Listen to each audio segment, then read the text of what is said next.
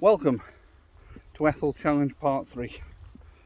I'm just coming down off of another Ethel that I've just succeeded. Won't be featured in this video, will be in a future one.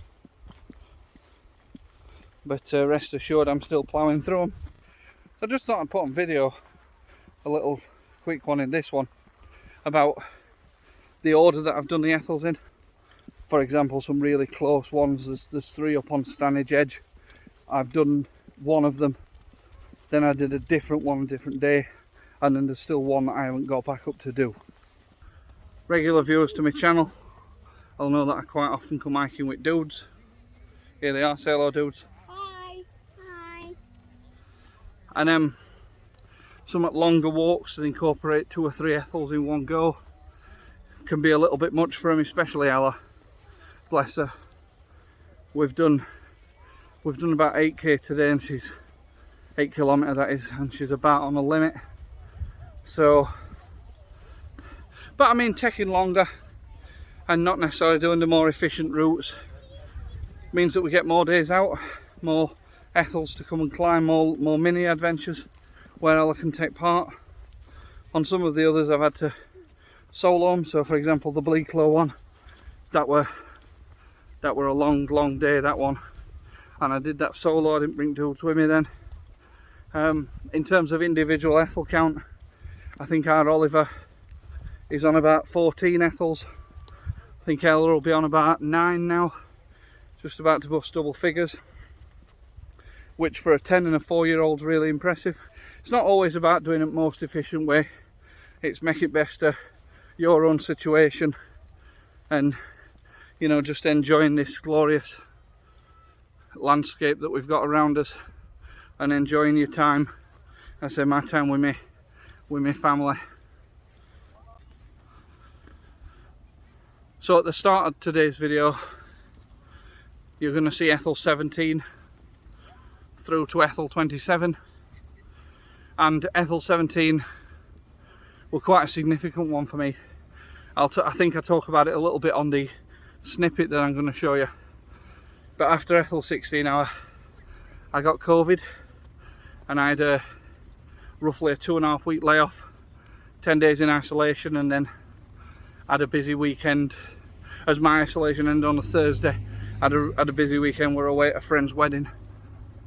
Friday, Saturday, Sunday were recovery day. So it were a long time since it were a big break in my walking and my fitness that I've kind of been pushing for. So yeah, Ethel 17 were a significant one.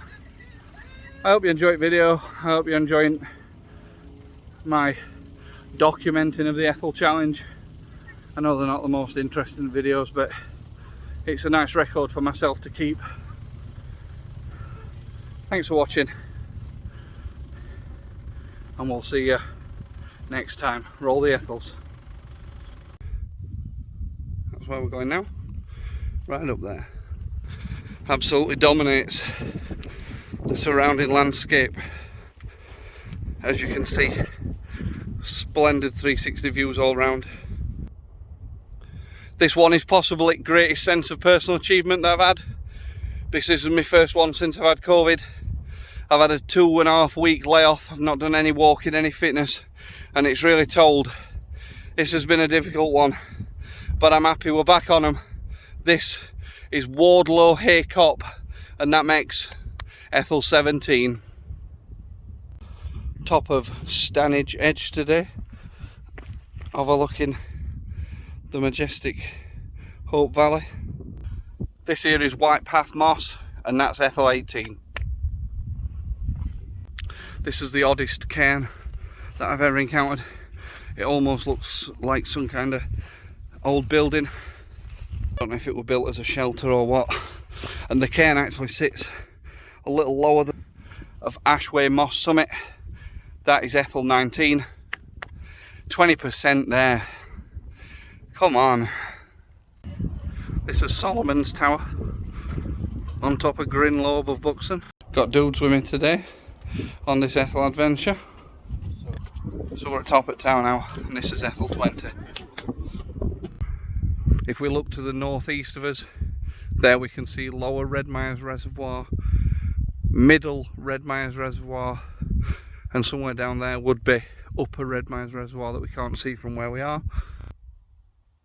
We're at the second of 3 Ethels that are on Stanage Edge. This is Stanage Pole, and that's Ethel 21. Tell you something, that looks a long way away, that one. Why don't we just do this little one here instead? Oh, we can't. So this is the same kind of cairn as up on top of Ashway Moss. We're not bothered about cairns when we've got a trig point though.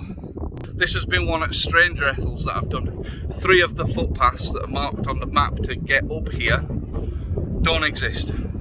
So I spent a good hour walking up stuff that I couldn't get past, and eventually I got on the Oldham Way and followed that all the way up. So if you want to do this one, follow the Oldham Way. And by this one, I mean Alfin Pike. This is Ethel 22 completed. This taller fence post looks alright. Quite misty today, not really a great deal to show you, but that's not what we're here for. We're above the village of Charlesworth. We're on the gritstone escarpment known as Cown Edge, and this is Ethel 23. This wall behind me represents the border of private land and open access land, so we can't actually go to that little mound there, but that's the summit of Chelmorton Low. And this is Ethel 24. So I think you can just see sow top trig pillar poking through there. So past this wall just behind me is private, and the trig point lies beyond that. So we can't actually tag the trig point, but we are as high as it is. So we'll count this gate post. This is sow top on Taddington Moor, Ethel 25. The terrain around here is absolutely magnificent, as is the trig point. I think every trig point should have one of these plaques on it. This is Wolfscote Hill, that's Ethel 26. So what I should be telling you is that this is Ethel 27, but I'm not. I want to remember this Ethel Challenge and remember being as honest as I can be about it. But if you see that behind me, that should be up to White Low, which is one at higher Ethels in Challenge. I parked down it, parked in car park at Crowden near Woodhead Reservoir. Started the ascent up to White Low, walked for maybe 45 minutes, and weather just got gradually worse and worse. I was down to about 5 meters visibility. I've got no waterproofs on me. I had no food on me. It was just such hard going, everything was wet, it was slimy, boggy. I had no phone signal, and I was only about halfway there, and I thought, if something goes wrong here, I'm in a bit of a pickle. So it's my first Ethel fail, but I don't feel like I failed. I feel like I've met right call. It was far too bad to carry on, and I decided not today, mate. I thought White Low will be there another day. If I make wrong call, I could not be. So I decided to call it. So sadly, this is not Ethel 27, and this is not White Low. See you again.